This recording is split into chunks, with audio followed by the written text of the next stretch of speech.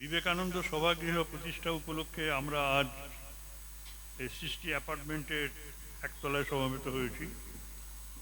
এই একতলার এই ঘরটি, এই একটাই ঘর তো, এই ঘরটি বিবেকানন্দ সভাগৃহ নামে আজ থেকে বা গতকাল থেকে সমাজে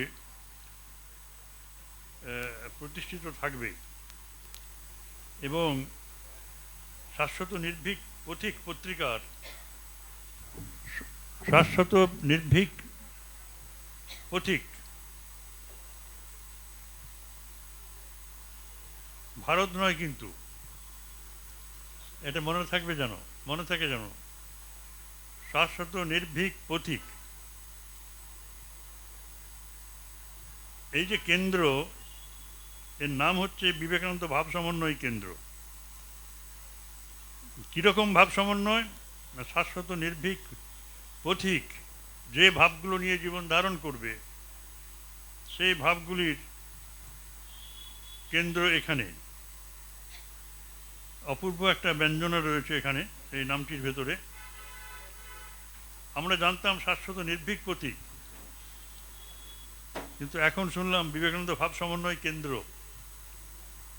তা এই দুটি সমন্বয় আমি এইভাবেই করলাম। এর ইতিহাস বড় চমকপ্রদ। প্রণবেশদার হাত ধরে এই প্রতিষ্ঠান জন্মগ্রহণ করেছে, কিন্তু তার অবর্তমানে এটি আরও দৃঢ় পদক্ষেপে এগিয়ে চলেছে, এটি এর বৈশিষ্ট্য। এবং সেখানে প্রশান্তদা এবং তার সহকর্মীবৃন্দ, সকলের নাম করছি না, তাদের আত্মত্যাগ এর পিছনে আছে। আসলে ত্যাগ না থাকলে নির্ভীক ভাব আসে না। আর শাশ্বত নির্ভীক, যে নির্ভীক সেই শাশ্বত, সেই সনাতন। শাশ্বত মানে সনাতন, শাশ্বত মানে চিরকাল থাকবে। আর সনাতন, সনাতনতায় চিরকাল তার আবির্ভাব থাকবে, অস্তিত্ব থাকবে। আমরা আত্মা হিসাবে অমর, শুধু দেহটার পরিবর্তন ঘটে। এই জন্য এই অর্থে আমরা বলি শাশ্বত। রবীন্দ্রনাথ তার একটা গানে আমাদের শুনিয়েছিলেন, আমারে তুমি অশেষ করেছ। অশেষ মানেই হচ্ছে শাশ্বত। এমনই লীলা তব, ফুরায়ে ফেলে আবার ভরেছ জীবনও নব নব। এই আমাকে একটা গ্লাস দেওয়া হয়েছে, এই গ্লাসের জলটা খেয়ে নিয়ে আমি রেখে দিলে আপনারা আর একটু ভরিয়ে দেবেন। না, এখন ভরেনি, এখন ভরাই আছে। আমি বলছি, ফুরায়ে ফেলে আবার ভরেছ জীবনও নব নব। এই যে পুনর্জন্ম তত্ত্ব যারা বিশ্বাস করেন না লেখাপড়া শিখে, তাদের কাছে সহজ সুন্দর করে রবীন্দ্রনাথ পুনর্জন্ম এবং আত্মার অমরত্ব এটি ঘোষণা করে গেছেন। এটা মনে রাখবেন যে ফুরায়ে ফেলেছো তুমি। যখন আমাকে আমার কর্মধারা যখন এই জন্মের জন্য যেটুকু নির্দিষ্ট আছে সেটা ফুরিয়ে গেল, সেটা কিভাবে ফুরিয়ে যাবে, কখন ফুরিয়ে যাবে সেটা আমরা বুঝতে পারবো না, কিন্তু আমাদের সৃষ্টিকর্তা তিনি বুঝিয়ে দেবেন। এবং আমাদের কর্মই আমাদের সৃষ্টি করেছে, এবং এই কর্মই আমাদের আমাদের জাতি নিরূপণ করে, আয়ু নিরূপণ করে, এবং কি পরিমাণ ভোগ্য পদার্থের উপরে আমরা বসে থাকব সেটাও ঠিক করে। এই জন্য আমাদের রাজযোগে শাস্ত্রে একটা কথা আছে, যাত্রায়ু ভোগা কর্ম বিপাকে। অর্থাৎ আমাদের মৃত্যুর পর আমরা কোন জাতি পাব, কোন আয়ু পাব, এবং কোন ভোগ্য পদার্থের মধ্যে থাকব, খুব বড় লোক হব না দরিদ্র হব, মানে কার ঘরে জন্মাবো, কেমন প্রাচুর্যের মধ্যে দারিদ্র্যের মধ্যে থাকব, সবটাই কিন্তু আমি এই জন্মে, যে জন্মটা যাপন করে গেলাম, তার দ্বারা নিরূপিত হয়। এইভাবে আমরা বলি বটে তিনি আমাকে ফুরিয়ে ফেলছেন, কিন্তু আমরাই নিজেদের কর্ম শেষ করে দিই এবং তার ফল, এই যে জিনিসটা যারা জানেন তারাই কিন্তু এই আত্মতত্ত্ব জ্ঞানী। এবং এটাকেই বলা হচ্ছে যে জানা বা জ্ঞান। এই জ্ঞান নিয়ে, যে অল্প পরিমাণ জ্ঞান নিয়ে আমরা পৃথিবী থেকে বেরিয়ে যাই, সেই জ্ঞানই আমাদের পরবর্তী জীবন ধারাটাকে নিয়ন্ত্রণ করে। রবীন্দ্রনাথ বলছেন, আমারে তুমি অশেষ করেছ। আমার এই দেহটা, এটা একটা বাহন, আমাকে বহন করে নিয়ে যাচ্ছে। আমার অশেষ রূপ, একটা রূপ এই জীবনটা, এই দেহটা। এই দেহটা আমাকে বহন করে কত দূর নিয়ে যেতে পারবে? আমাকে হাওড়া স্টেশন পর্যন্ত নিয়ে গেল, আমি বোম্বে যাব। কে নিয়ে গেল? খানিকটা হেঁটে গেলাম, এইটুকু বেরিয়ে হেঁটে গেলাম, তারপর একটা গাড়ি এলো। গাড়িটা একটা বডি, আমি হাঁটলাম না, একটা বাহন নিলাম, ওটা আমাকে রেল স্টেশনে পৌঁছে দিল। তারপর আরেকটা, ওটাকে ছেড়ে দিলাম। এই যে আমার এই কাজ ফুরিয়ে গেল, গাড়ির কাজ ফুরিয়ে গেল, আমি ওখানে গেলাম, ওখান থেকে এবার ট্রেনে করে যাব, যে আমাকে নামিয়ে দেবে। আমি হাঁটিনি, এই শরীর আমাকে বহন করে নিয়ে গেছে। I took the help of a carrier, of a seat. ফুরায়ে ফেলে আবার ভরেছ জীবন ও নব নব। অপূর্ব জিনিস, এত অল্প কথায় ট্রান্সমাইগ্রেশন অফ সোল অ্যান্ড রিবার্থ, অর্থাৎ আত্মার পুনর্যাত্রা এবং রিবার্থ, পুনর্জন্ম। এই যে আত্মা চলে বেড়ায়, চলে না কিন্তু চলে বেড়ায় শরীরটাকে গ্রহণ করবার জন্য। এই জিনিসটা আমাদের ভাবতে হবে। সেই জন্যই এই জীবনে দুঃখ যন্ত্রণা যেগুলো পেয়েছি, সেগুলো কিছুটা এই জন্মের জন্য আর কিছুটা আগের জন্মের জন্য। তা সুন্দর জীবনযাপন করার জন্যই আমরা এই জীবনটাকে খুব ভালোভাবে যাপন করব। এই জীবনটাকে যাপন করব কারণ আমার ভবিষ্যৎটা যেন আরও উজ্জ্বল হয়। এইটাই যদি শেষ জন্ম হতো, তাহলে কিন্তু বিশাল ব্যাপার হতো, বিশাল ব্যাপার হতো। এবং সেটা যে আমাদের নয় কারো, সেটা আমরা বুঝতে পারি, কারণ আমাদের কথাবার্তায়, আমাদের চালচলনে, আমাদের কর্মের ধারার মধ্যে অনেক বিচ্যুতি আছে, অনেক না আছে, অনেক অসম্পূর্ণতা রয়েছে। সেটাকে অস্বীকার করা দরকার। সেটাকে অস্বীকার আমরা কেউই করি না, যে I am all perfect, I have attend the Bodhi that Buddha had. সেটা তো সম্ভব নয়। এখানে একটা সুন্দর কথা আমি বলি, এটা বলবার জন্য আমি এখানে আসিনি, কিন্তু হঠাৎ এসে গেল। এটা আপনাদের জানা দরকার। এটা একটা অদ্ভুত তত্ত্ব। আমি এই কয়েকদিন আগেই স্বামীজির বই থেকে আবিষ্কার করলাম। আপনারাও করতে পারেন, পড়ে দেখতে পারেন, পড়ে দেখে বুঝতে পারবেন কিনা আমি জানি না। কিন্তু এটা হচ্ছে ইন্সপায়ার টক্সের শেষের দিনের এন্ট্রিতে, শেষের প্যারাগ্রাফে আছে, একেবারে শেষ অবস্থা, ইন্সপায়ার টক্স, দেববাণী। অদ্ভুত একটা স্বামীজি কথা বলছেন। আমরা জানি ঠাকুর বলছেন যে আমাদের মানব জীবনের উদ্দেশ্য ভগবান লাভ। ভগবান লাভ এই মানব জীবনের উদ্দেশ্য। স্বামীজি এটাকে দুটো ভাগে ভাগ করেছেন। যে তার মানে হচ্ছে যে you have to know all the past lives. Not only know, you have to live all the past lives. Baap re baap. All the subhuman lives. অর্থাৎ এই আমি মানুষ হচ্ছি, তো এই মানুষ হওয়ার আগে আমাকে সমস্ত যে জীব বৈচিত্র্য যেটা আছে, জীব বৈচিত্র্য যেটা আছে, ডারউইনের থিওরি নিয়ে অ্যামিবা থেকে ধীরে ধীরে মানুষ হচ্ছে, বলছে না, বানর থেকে মানুষ হচ্ছে। বানর থেকে মানুষ হচ্ছে, লোকে হাসে, আপনারাও হাসবেন, আপনারাও হাসবেন যে বানর থেকে মানুষ হচ্ছে। কেউ কি দেখেছে বানর থেকে মানুষ হতে? আপনি দেখেছেন? আপনার পিতামহ দেখেছেন? তার পিতামহ দেখেছেন? কেউ দেখেছে যে একটা বানর ধীরে ধীরে মানুষ হয়ে গেল?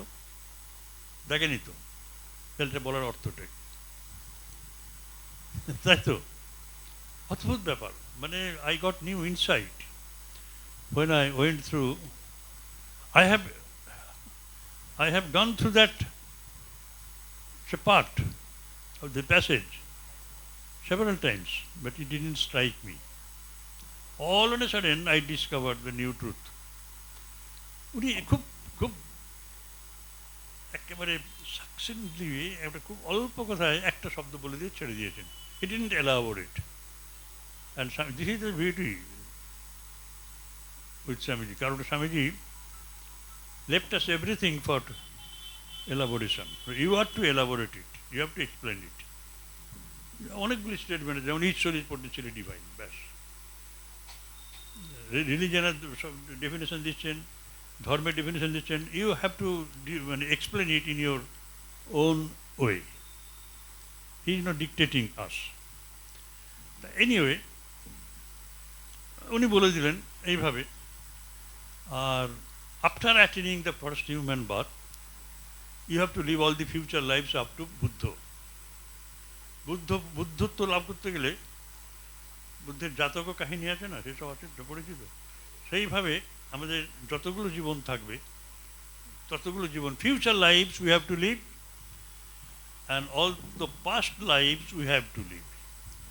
পাস্ট লাইফস মানে মানে আমরা দেখতে পাচ্ছি, কি দেখতে পাচ্ছি? ডারউইন বলছেন যে এককোষী প্রাণী অ্যামিবা থেকে আমরা এসেছি। অ্যামিবা একটা থলথলে ব্যাপার, তার কিছু নেই, কিচ্ছু নেই, তার মধ্যে জীবন নেই, কিছু নেই, কিন্তু পোটেন্সিয়ালি রয়েছে, সেখানে ইনভলভ হয়ে আছে, লাইফ ইনভলভ। তা সেইখান থেকে আমরা ওটা থেকে ধীরে ধীরে ধীরে ধীরে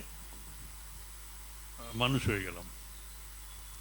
স্বামীজি বলছেন, don't worry for living the subhuman lives, অর্থাৎ মনুষ্যেতর যে জীবনগুলো, সব জীবনগুলো তোমাকে বলে বাবরে বাপ।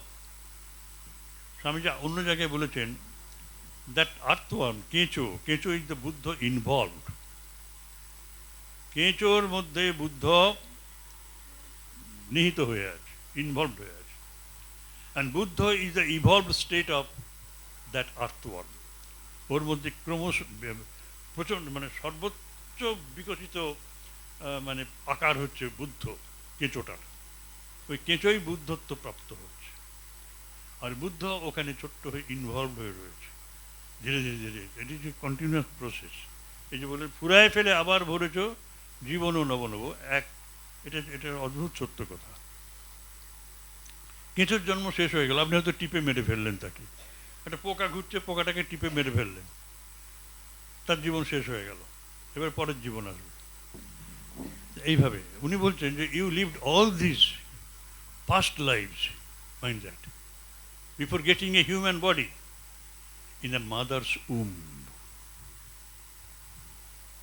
মায়ের এখানে বেশি আছে। Try to think of my age or my form when I was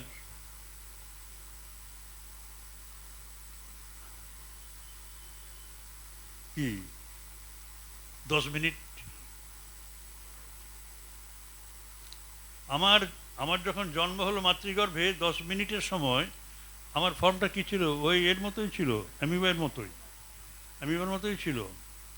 তারপরে এমব্রিও বা এমব্রায়ো যাই বলুন, ওরা আসছে, সে একটা অণু, সেখান থেকে জীবন।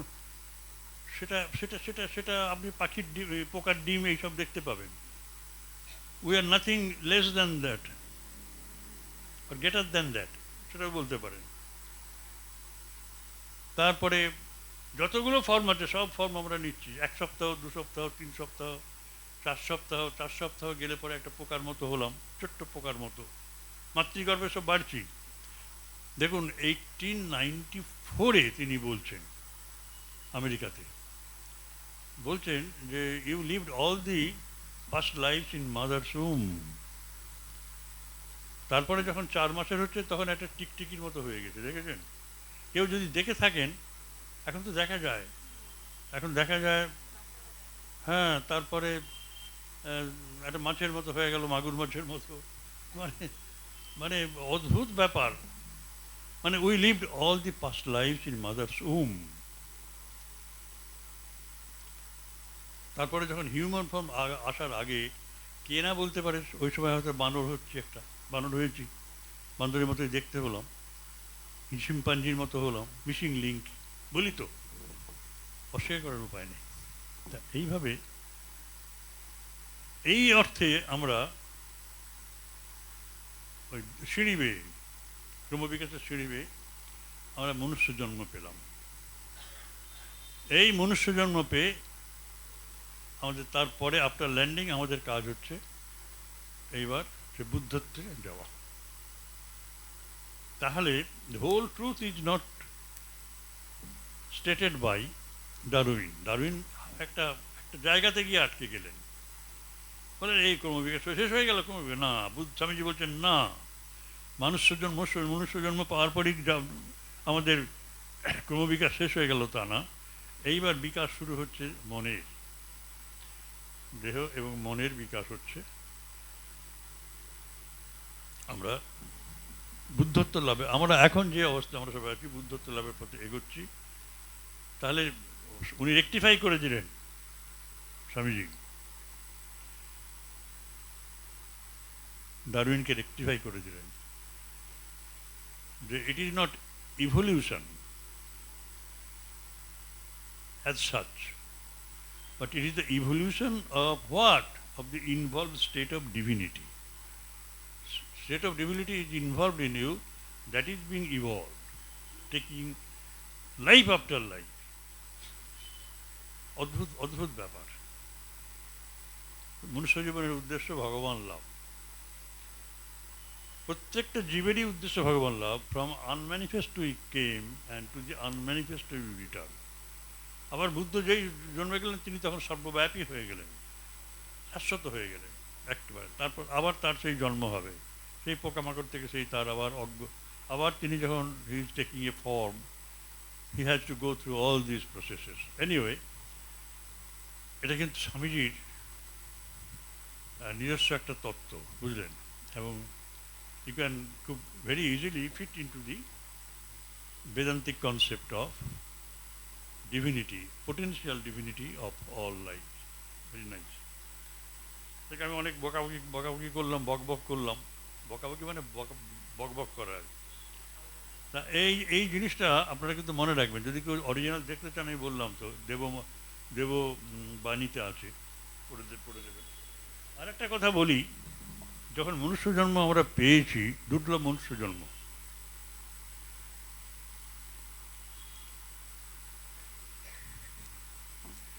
আর এটা বুঝলাম শুধু মনুষ্য জন্ম দুর্লভ না, যে কোনো জন্মই দুর্লভ। কেন?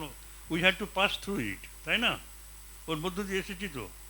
একটা টিকটিকি গিরগিটি একটা পোকা, হ্যাঁ, আপনি খেয়াল খুশি মতো যাচ্ছেন, পা দিয়ে মেরে মেরে যাচ্ছেন, ইচ্ছে করে ঘষে দিয়ে চলে গেলেন, এক সারি পিঁপড়ে নষ্ট হয়ে গেল।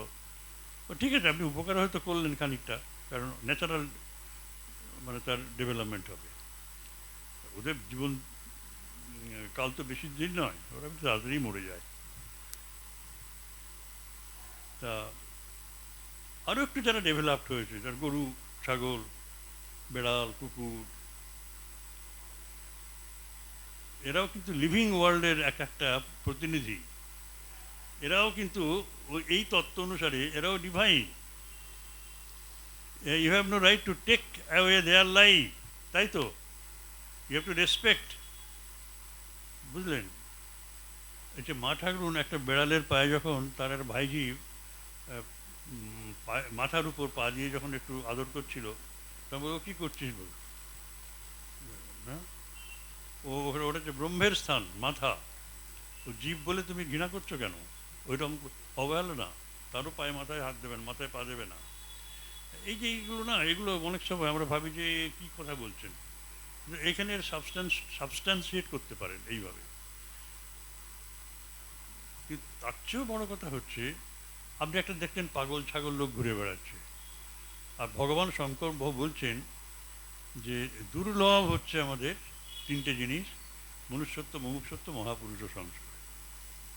এই মনুষ্যত্ব জন্ম পাওয়া, বুঝলেন না? গরু ছাগল হয়তো ঘুরে বেড়াচ্ছে সব, কত পোকামাকড়।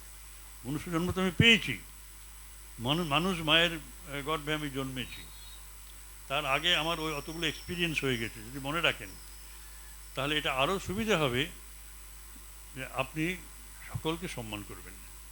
যে পাগল ছাগল বলে একটা নোংরা কাপড় পরে বসে আছে, আমি নাকে ঢাক দিয়ে চলে গেলাম, যে কি একটা বাজে জিনিস। হ্যাঁ, তোমরা ভদ্র হয়ে থাকতে পারো না। হ্যাঁ, আমরা অনেক সময় ঘৃণা করি, তো কেউ হয়তো ব্যাধিগ্রস্ত তাকে ঘৃণা করি, সার্ভ করা দরকার, ঘৃণা করছি। কে জানে, আমিও তো ওই অবস্থায় ছিলাম একদিন, আমাকে ওইভাবে ওই অবস্থায় যেতে হয়েছে। এইটা ভেবে রাখলে উনি বুঝবেন যে আপনার দৃষ্টিতে তখন সবই শিবস্বরূপ, সবই শিবস্বরূপ, সবই শিবস্বরূপ। এখন ঠাকুর যে বলে গেলেন একটা কথা, শিবজ্ঞানে জীব সেবা কর, এই তার পিছনে এত ইতিহাস।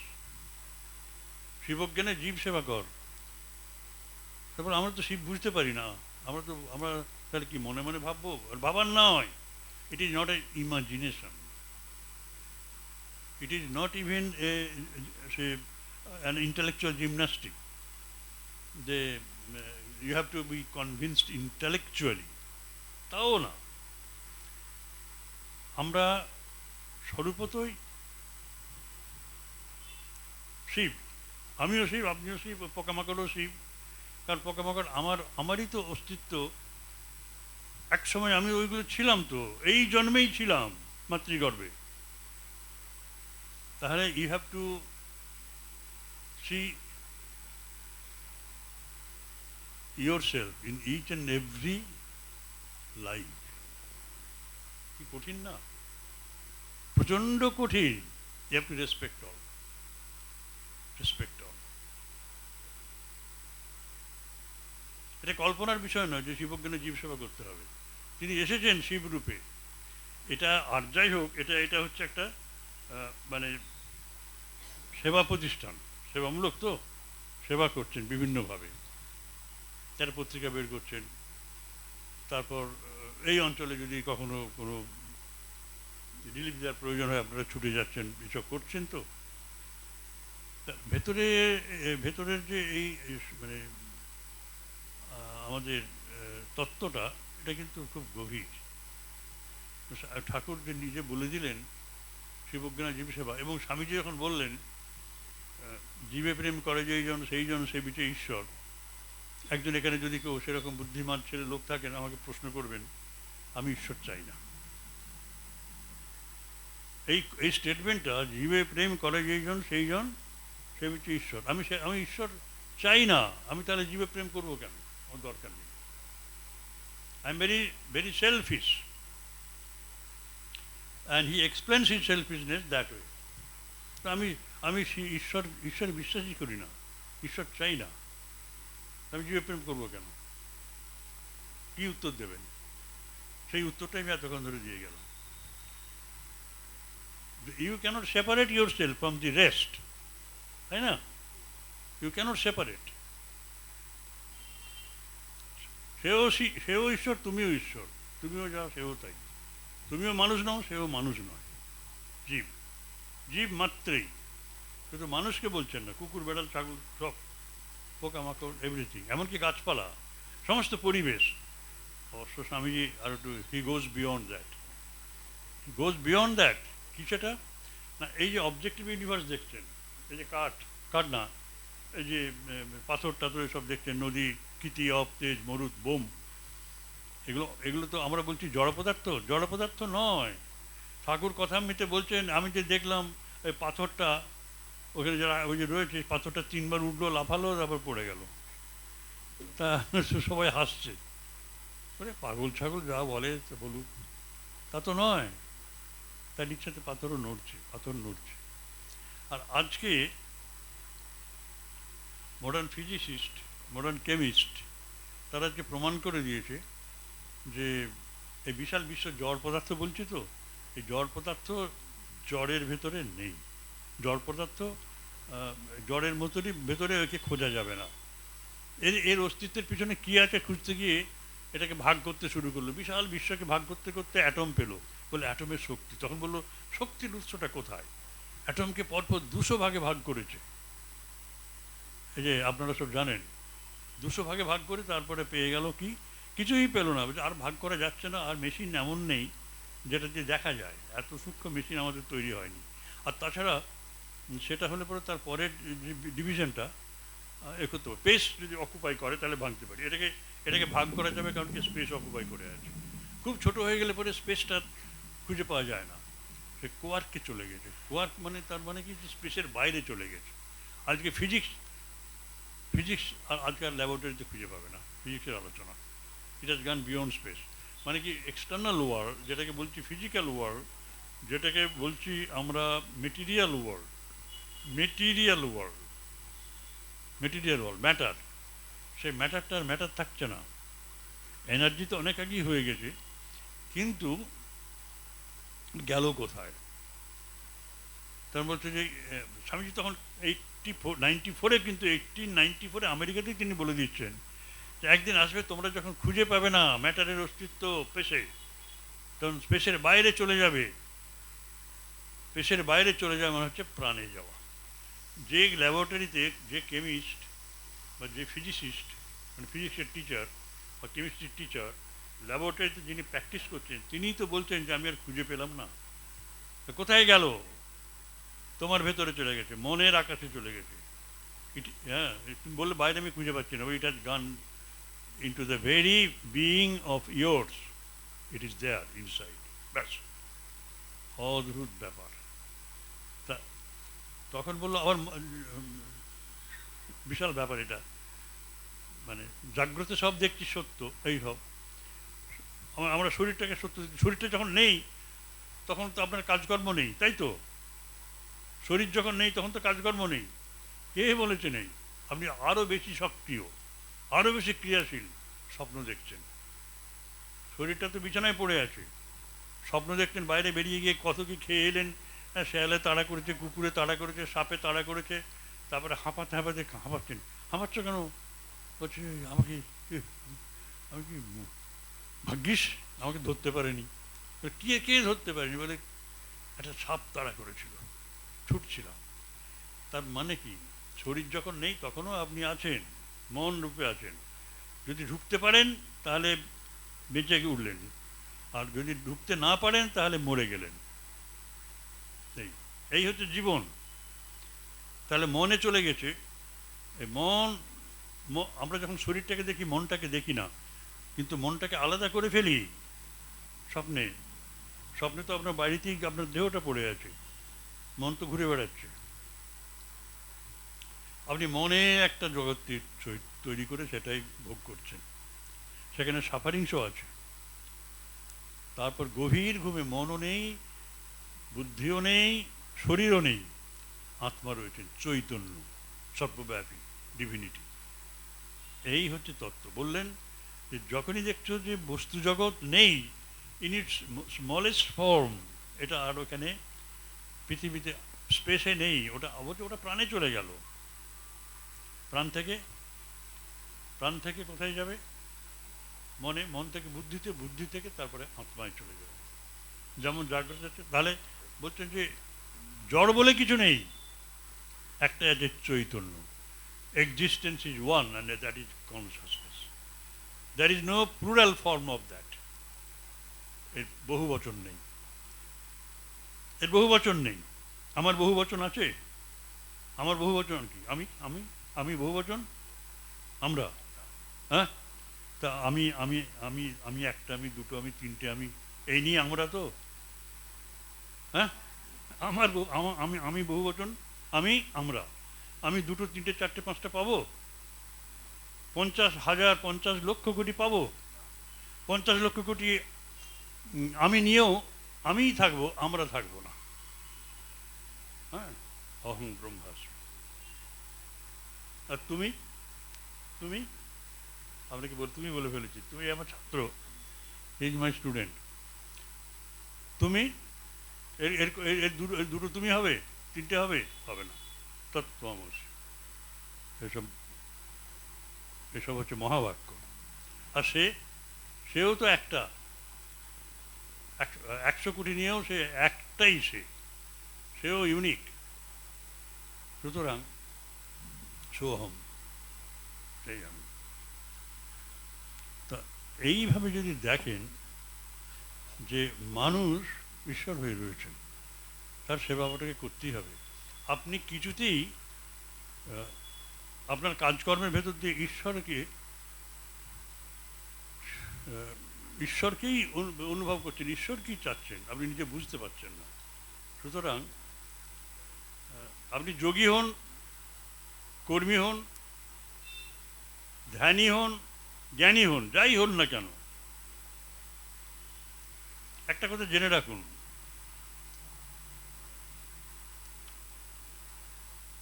এই নিয়ে আপনারা কিন্তু থাকতে পারবেন না, বাঁচতে পারবেন না। জীবে প্রেম। আপনি বাড়িতে, আপনি বড় যোগী হয়ে বসে আছেন বাড়িতে, তাহলে আমি আমি আমি ভক্তি টক্তি মানি না, আপনাদের ভেতরে ভালোবাসাটা নাই। বাবা আছেন, মা আছেন, ছেলে আছে, মেয়ে আছে, শ্বশুর শ্বশুর শাশুড়ি, এই সবাইকে নিয়ে আপনারা আছেন, কারো ভেতরে প্রেম নেই, সেখানে থাকতে পারবেন? অনেক উঁচুতে উঠে গেলেন, জ্ঞানে উঠে গেলেন, ভক্তিতে উঠে গেলেন, খুব কর্মী কর্মটর্ম করে বেড়াচ্ছেন। সুতরাং এই সব জিনিস ভালোবাসাতে গিয়ে জমা হচ্ছে। ভালোবাসা না থাকলে কেউ কোথায় থাকতে পারবে না। সেজন্যই বলছেন এ সংসার প্রেমময়, এই প্রেমের দ্বারা তিনি বদ্ধ। জীবে প্রেম, এই প্রেম না, ভালো না, যেখানেই ভালোবাসা আছে সেখানেই ঈশ্বর বসে আছেন, এই একবারে সত্য কথা। আমি একটা কথা বলবো বলেছিলাম, মানুষের, দেখুন তাহলে মানুষ হিসেবে আমাদের ধর্মটা কি? এইটা হচ্ছে মানুষের ধর্ম। দু পৃষ্ঠা মানে সায়েন্স পড়ে বলে এই মানুষের ধর্ম টর্ম নাই। আরে একটা ছোট্ট গল্প বলি, ছোট্ট গল্প বলি, গল্প মানে ঘটনা। এটা ক্লাস 7-এ ক্লাসে ফিজিক্সের টিচার গিয়েছেন পড়াতে, প্রপার্টিজ অফ ম্যাটার পড়াচ্ছেন। তা সেখানে ক্লাসের ফার্স্ট বয় সেদিন নিউটনের 3rd ল পড়াচ্ছে, actions and reactions are equal and opposite. ব্যাস, প্রত্যেকটা কাজের সমান এবং বিপরীতমুখী একটা রয়েছে, প্রভাব আছে। তা অ্যাকশন এবং রিয়াকশন, ক্রিয়া এবং প্রতিক্রিয়া, এই হচ্ছে ব্যাপার। মানে আপনাকে যদি আমি মারি, তাহলে আপনিও আমাকে কিন্তু যে বাধাটা দিচ্ছেন সেটা আমার মানের সমান। এইখানে যে একটা ধাক্কা মারি, ও কিন্তু আমাকে ধাক্কা দিচ্ছে, সেই জন্যই লাগছে। আমার লাগে কেন না, ও সেই সমান পরিমাণ আমাকে ধাক্কা দেবে। আপনাকে মারলে আপনি আমাকে মারছেন। এই হচ্ছে ম্যাটারের ধর্ম। পড়ানো হচ্ছে, ফার্স্ট বয়সে হাসছে, সে গোলমাল করছে, তখন বলেছে কিরে অমনোযোগী, তবু শোনে না। তারপর গিয়ে একটা থাপ্পড় লাগিয়েছে। যেই থাপ্পড় লাগিয়েছে সে বলছে sir this is your action, this is your action, what reaction you want, what reaction you want. তো সায়েন্স পড়াচ্ছে, পদার্থের ধর্ম পড়াচ্ছে, তো পদার্থের ধর্ম, এই সব পদার্থের ধর্ম এইরকমই। আপনারা পড়েছেন, যারা 6, 7, 8, 9 পড়েছেন তারা এসব পড়েছেন পদার্থের ধর্ম। তখন সে বলল আমি কি, তুই কি, আমি কি পড়াচ্ছি টপিক? বলছে হ্যাঁ আপনি তো পদার্থের ধর্ম পড়াচ্ছেন। বলে তুই কি পদার্থ, তুই কি পদার্থ? তখন ছেলেটি বলেছে স্যার এখানে শুধু কি পদার্থই আছে? তো বলছে এই পৃথিবীতে কি শুধু পদার্থই আছে, মানুষ নাই? তাহলে মানুষের ধর্মটা কি বলবেন? বলতে পারেন। মানুষের ধর্ম কি বলতে পারেনি টিচার। সে পারেনি, তার বাবা পারেনি, ঠাকুরদা পারেনি, সমস্ত টিচিং কমিউনিটি পারেনি। আজকে কোনো স্কুলের টিচার জানে না। পদার্থের ধর্ম পড়িয়ে যাচ্ছে চিরকাল, বলে আপনারা স্যার জেনারেশন আফটার জেনারেশন পদার্থের ধর্ম পড়াচ্ছেন, কিন্তু আপনারা মানুষের ধর্মটা কি একদম পড়াবেন না? জানেন কিছু? মানুষ চল মারতেও পারে, নাও পারে, আর উল্টোও হতে পারে, প্রণাম করতে পারে, মানুষ বলেই পারে। তা মানুষের ধর্মটা তো পড়াতে হবে। মানুষের ধর্ম কি? আগুনের ধর্ম পুড়িয়ে দেয়া, সূর্যের ধর্ম তাপ। প্রত্যেকটা বস্তুর ডেফিনেশন দিয়েছি আমরা, নিজের ডেফিনেশনটা দিইনি, বুঝলেন? আপনার নিজের ডেফিনেশনটা আপনি দেননি, আর কেউ যদি দেয় হাসাহাসি করেন। তুমি সেই আত্মা, তুমি সেই চৈতন্য, তুমি ব্রহ্মের কথা বললে পরে হাসাহাসি করে। দুঃখের ব্যাপার। আছে তো পশু পাখি বৃক্ষ, মেঘ, এটাকে মেঘ বলছে, এখানে বর্ষণ করে বলছে। প্রত্যেকটা বস্তুর একটা করে ধর্ম আছে। সাপের ধর্ম, বাঘের ধর্ম, সব ধর্ম আছে। গাছের ধর্ম, যে বস্তু দেখতে পাচ্ছেন এর ধর্ম আছে, এর ধর্ম আছে, এর ধর্ম আছে, এর ধর্ম আছে। এই ধর্ম যদি এ ত্যাগ করে, এই মাইকম্যান এটাকে নিয়ে ফেলে দেবে ডাস্টবিনে, তাই তো? সেই ধর্মটাই তাকে কিন্তু বাঁচিয়ে রেখেছে, বস্তুটাকে চিহ্নিত করছে। এই যদি ধর্ম ত্যাগ করে, এই যদি আমার বক্তব্যকে 10 গুণ বাড়াতে না পারে, তখন একদিন এটা ডাস্টবিনে যাবে। তেমনি মানুষেরও তো কিছু ধর্ম আছে। মানুষের ধর্ম মানে মানুষের সবাই যে জিনিসগুলো থাকলে তাকে চেনা যাবে। যে what are the qualities that a man must have in order to be known as a human being, সেটা কে বলবে? কোনো টিচার জানেন না। এবং আপনারাও পড়ে এসছেন এই পদ্ধতিতে। হ্যাঁ, বার্ধক্য এসে গেল, এখনও আপনাদের জানা হয়নি অনেক সময়। ঠাকুরমা স্বামীজি বইও পড়ছেন অনেক। এটুকু জেনে রাখুন, মানুষের ধর্ম মিনিমাম অন্তত 5টা থাকবে। কী কী? অহিংসা। মানুষের বাচ্চা মানুষ নয়, বুঝলেন? মানুষের বাচ্চার শরীরে মানুষটা মানুষ হয়ে আছে, কিন্তু তার কোনো ধর্ম নেই। যে পশুর ধর্ম, মানুষের ধর্ম, দানবের ধর্ম, দেবতার ধর্ম, সব একবারে একটা হচপচ হয়ে রয়েছে তার ভেতরে। তার মধ্য থেকে তাকে মনুষ্যের ধর্মটাকে তুলে আনতে হবে, বাকিগুলোকে বাদ দিতে হবে। একটা কুকুর বাচ্চা মায়ের পেট থেকে জন্মে কুকুরই হয়, তাকে কুকুর হতে হয় না। কুকুরের জন্মায়, কুকুর হয়েই মরে। কুকুরের ধর্ম সব সময় সে বজায় রাখে। এক খণ্ড মাংস ফেলে দিলে পরে দেখবেন, এক খণ্ড মাংস ফেলে দিয়ে কুকুর একটা এলো, দুটো এলো, তিনটো এলো, মাংসটা পড়ে রইলো, নিজেরা খেয়ে করে পালিয়ে গেল। কুকুরের ধর্ম, তারা কুকুরের ধর্ম করেছে। তেমনি 5 ভাই এক খণ্ড জমি নিয়ে মারামারি হলো, কোর্টে গেল, হসপিটালে গেল, কেউ 2-1 মরেও গেল, জমিটা পড়ে রইলো, সেটা তার চলে গেল। মানুষের ক্ষেত্রে কি হলো? ওখানে কুকুরের ধর্ম সে পেয়ে গেল। বেড়াল চুরি করে খায়, তার জন্য তাকে আমরা কিছু শাস্তি দিই না। কিন্তু আজকে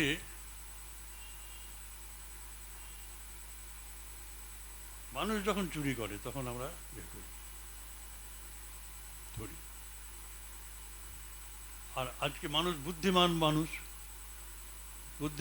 আপনি কলম চুরি করে ধরা পড়েছিলেন, ক্লাসের ফার্স্ট বয়, আপনাকে টিচার হেড স্যার বললেন, যা তুই ক্লাসের ফার্স্ট বয়, এটা চুরি করেছিস, খুব খারাপ লাগে, আর তোকে ছেড়ে দিলাম, ফার্স্ট বয় ছেড়ে দিস। কিন্তু তার ভেতরে সৌর্য বৃত্তিটা রয়ে গেল, সেটাকে মেরে ফেলা হলো না। সে বড় হলো, কত বড় হলো আপনি ভেবে নেন। আজকের যুগে সে আর কলম চুরি করে না, কলম দিয়ে চুরি করে। আজকে পশ্চিমবঙ্গের এই তো আজকে সব সব ডিপার্টমেন্টে এই অবস্থা। শুধু আপনারা কয়েকজন বেঁচে আছেন, ছোট্ট দ্বীপের মধ্যে চলজল করছে। এইভাবে মানুষ হয়ে যায়। তা সেই জন্য বলা হচ্ছে যে হিংসাটা হচ্ছে ওদের ধর্ম। সেই জন্য স্বামীজি বলছেন, হে জগদম্বে, হে গৌরীনাথ, আমায় মনুষ্য আমার মানুষ করো। আমি মানুষের মায়ের পেটে জন্মেও মানুষ হইনি, আমাকে ওই মনুষ্যত্বের কোয়ালিটিগুলো দাও, সে কোয়ালিটিগুলো হচ্ছে অহিংসা, সত্য, অহিংসা, সত্যম, অস্তেয়, চুরি না করা, শৌচ অ্যান্ড সংযম, এই পাঁচটা জিনিস।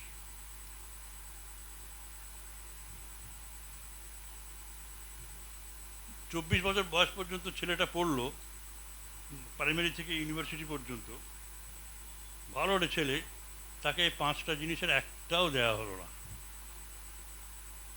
সে অমানুষ হয়ে থাকলো। সে মানুষের স্বভাব সে কিছুই পায়নি, মানুষের ধর্ম সে জানে না, সে পশুর ধর্ম নিয়ে মানুষ হয়ে গেল। তাহলে বললাম যে এই যদি এর ধর্ম ত্যাগ করে, স্বভাব ত্যাগ করে, এটা এই সেটা ইউজলেস হয়ে যায়, তেমনি সেটা আবর্জনা হয়ে যায়, সে মনুষ্য সমাজের আবর্জনা। আজকে আজকে দেখুন কটা ছেলে, কটা মেয়ে, শিক্ষিত ছেলে মেয়ে এই আবর্জনা না হয়ে সুন্দর মানুষ হয়েছে, খুঁজে পাবেন না, খুঁজে পাবেন না।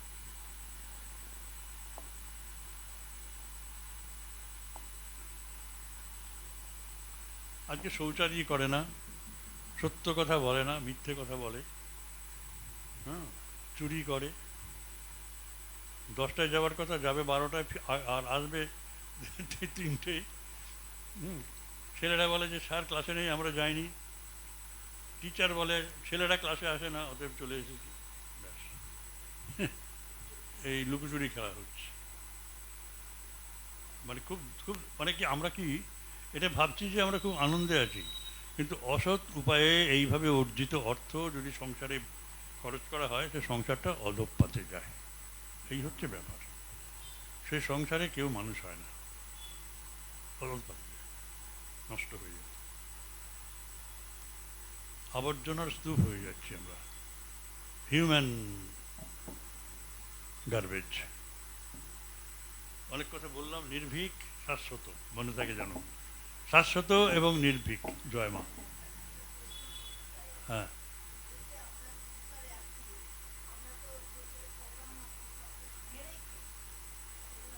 পঞ্চঋণ আছে, সেটা আলাদা আরেকটা ক্লাসে হবে। পঞ্চঋণ আছে, ভূতযজ্ঞ, জানিস তো সব, হ্যাঁ, নির্যজ্ঞ, হ্যাঁ, কত সব আছে, পিতৃযজ্ঞ, মাতৃযজ্ঞ। আর তো ছেলে মাকে খেতে দেন না, বাবাকে খেতে দেন না। আপনি তো নয় সংসার, বাবার সংসার ছেড়ে স্বামীর সংসারে এসেছেন, কিন্তু আপনার ছেলে মেয়েরা আপনাদের দেখবে তো,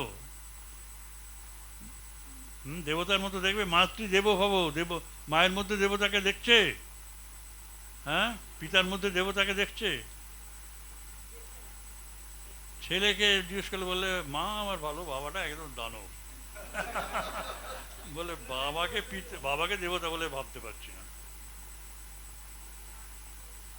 হয়তো ভেবেছে বাবা চুরি চামারি করে, অফিসে টফিসে এইসব, সেরকম হয়তো করে। মা, মায়েদের একটা সুবিধা আছে। মায়েদের সুবিধাটা কি, তাদের চুরি চামারি করতে হয় না, এত মিথ্যে কথা বলতে হয় না ধন উপার্জনের জন্য। তারা খুব সুন্দর সুষ্ঠু জীবনযাপন করতে পারেন, ভাগবতী তনু তাদের। সেজন্যই মাতৃ সমাজকে আমার প্রণাম আগে, তারপর বাবাদের। হ্যাঁ, হুম,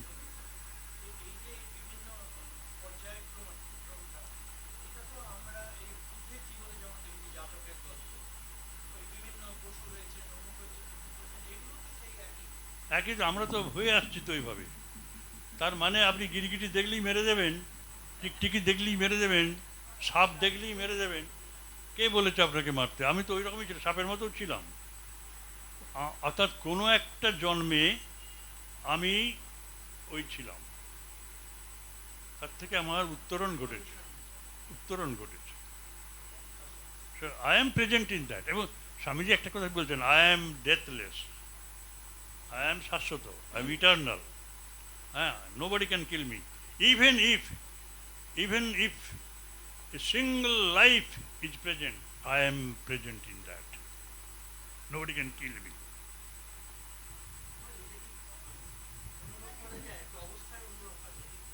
এইটা এইটা চোখ বুঝে, এইটা বললাম ধ্যান করবেন যে আমি কি সত্যি সত্যি অন্যদের মারতে পারি, মার্সিলেসলি আমি কি মারতে পারি? একটা হনুমান আপনাকে আপনার অঞ্চলে বিব্রত করছে, আপনারা পুলিশ ফোর্স নিয়েছেন, নানা রকম নিয়েছেন, তাকে মারবার চেষ্টা করছেন, একটা পাগলকে মারবার চেষ্টা করছেন, করছেন, সহানুভূতি নেই, কিছু নেই। আরে আপনি ওই অবস্থায় আপনি এসেছেন। যারা মারছে তারা ফিউচার আবার আবার আবার আবার বুদ্ধ হয়ে ফিরে আসবেন। হ্যাঁ, ওদের ওইভাবে হতে পারে, ওদেরই হতে পারে, আপনার হবে না। আপনি যদি মারেন তাহলে আপনার হতে পারে।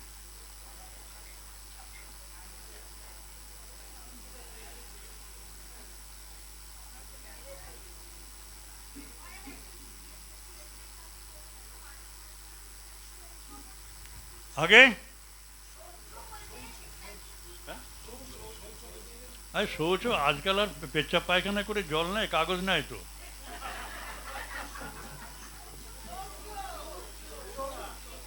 শৌচ সুচিতা, সুচিতা শৌচ। হ্যাঁ হ্যাঁ হ্যাঁ হ্যাঁ, শৌচ। জল জল টল কেউ নেয় না। শুনুন শুনুন, এই যে আমি এখানে এসেছি, আমি এবার যে গেঞ্জিটা খুলবো, গেঞ্জিটাকে জলে দেবো, আন্ডারওগুলো সব জলে দিয়ে দেবো।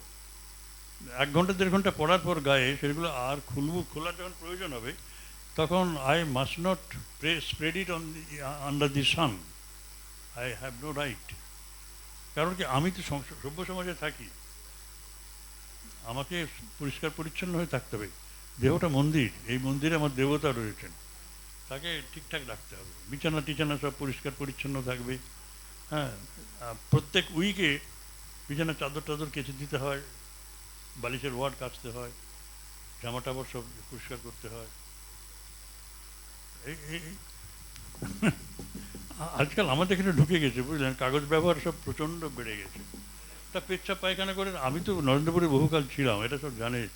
এই ছেলেগুলো খুব কম বদমাস ছিল, ভাববেন না। এ পায়খানা যাচ্ছে, গিয়ে সোজা ঠাকুর ঠাকুর নিজের ঘরে চলে এলো। বলে, আমি বললাম কী হলো? বলে কেন, কী হলো? আমি, এই কোমর পর্যন্ত ধুতে হবে, পায়খানা করে এলে কোমর পর্যন্ত ধুতে হবে, স্নান করতে হয়। ঠিক আছে, তা নাহলে কোমরটা ধুতে হবে, গ্রীষ্মকালেও শীতকালেও। তা ও সোজা চলে বলে ও একই জল। আমাকে বুঝিয়ে দিল ও একই জল। ঠিক আছে, আর পারা যায় না, এদের সাথে আর পারা যায় না, বললেও শোনে না।